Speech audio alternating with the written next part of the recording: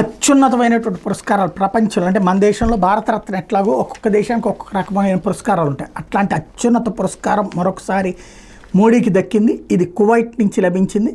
The order of the Mubarak the గ్రేట్ని Kuwait రాజు Sheikh Meshal Al Ahmad Al Jaber Al Sabah ప్రధానమంత్రి నరేంద్ర మోడీకి అందజేశారు. గతంలో అమెరికా మాజీ అధ్యక్షుడు Bill Clinton, George Bush, Britain రాజు చార్లెస్ తదితరులు దీన్ని అందుకున్నారు.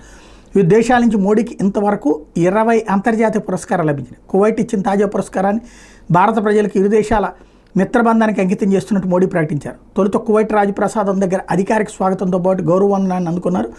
వాణిజ్యం, పెట్టుబడులు, ఇంధన రంగాల్లో ఇరు దేశాల మధ్య సంబంధాలు మరింత బలపడటానికి తీసుకోవాల్సిన చర్యల మీద కువైట్ రాజుతో చర్చలు జరిపారు.